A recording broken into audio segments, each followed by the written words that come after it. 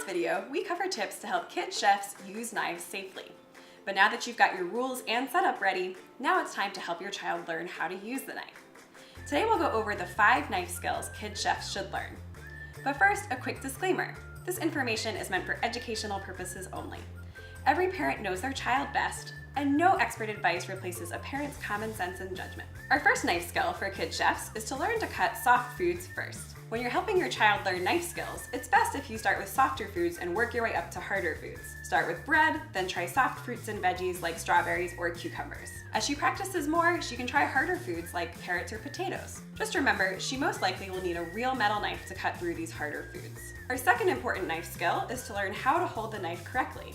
Did you know that instead of wrapping all of your fingers around the handle, it's actually safer to use your thumb and pointer finger to help stabilize the blade? Before you hand your child a chef knife, have her point with her pointer finger and thumb, then have her wrap her other fingers around the handle, and then finally curl the pointer around the handle so that the knuckle leans on the side of the blade, and the thumb actually goes against the other side of the blade to stabilize it.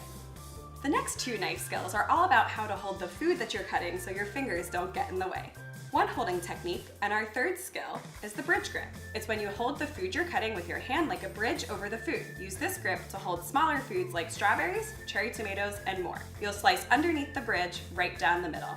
Another holding technique, and our 4th skill, is the claw grip. The claw grip is when you hold the food you're cutting with the claw hand. Put your fingernails on the food to hold it in place. One very important tip is to make sure that your thumb is tucked behind the other fingers. This grip is good for larger food or cutting food into strips or cubes. And the last knife skill is to teach your kid chef how to safely break down fruits and vegetables.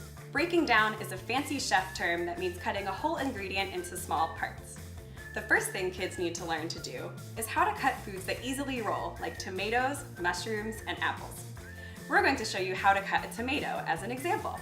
First, the grown-up can cut a small slice on the back of the tomato to help stabilize it. Then the kid chef can cut the tomato in half. Before the kid chef makes her next cuts, help her put the flat sides of the tomato down on the cutting board. This makes the food more stable and easier to cut. Finally, you can help your kid chef cut long strips first, and then rotate the strips to dice the tomato into cubes if that's what the recipe calls for. Once your child practices these 5 knife skills, she'll be well on her way to being an expert chef.